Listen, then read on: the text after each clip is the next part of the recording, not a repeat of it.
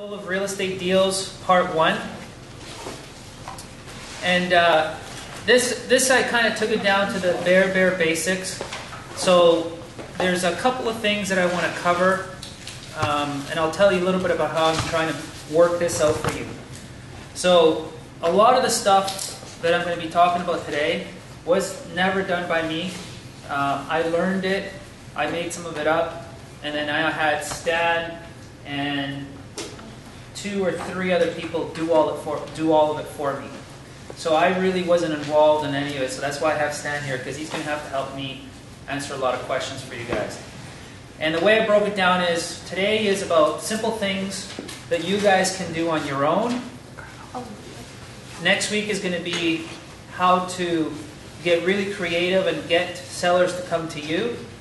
And then the following week is going to be all about setting it up so that it's automated. Okay? I've been thinking a lot about the automated, and some of you will probably gravitate straight towards the full automation. It's going to cost money. Some of you will find a marriage between the two. Okay?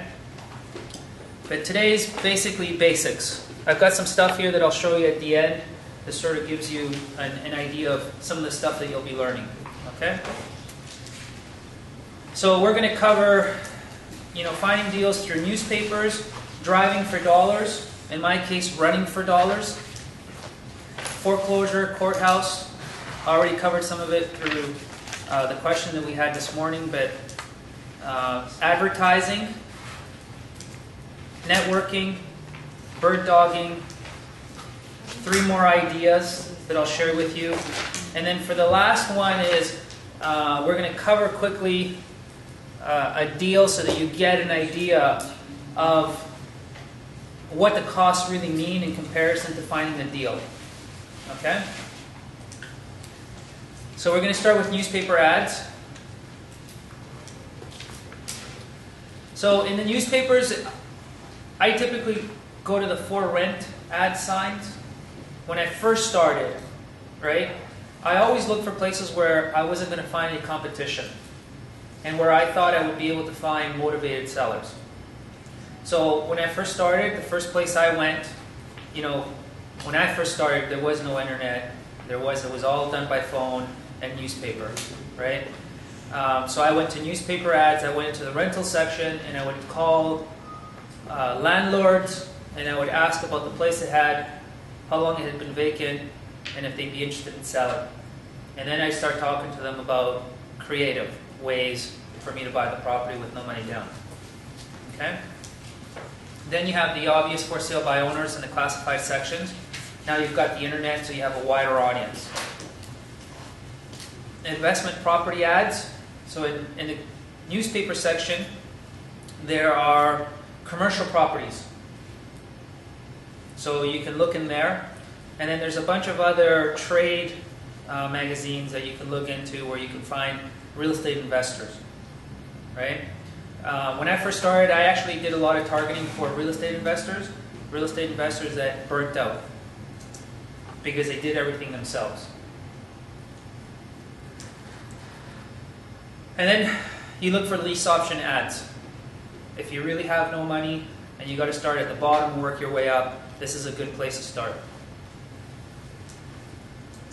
Auction ads.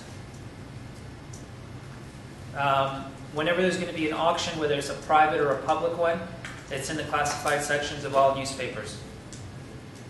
Legal notices, same, it's in the newspapers.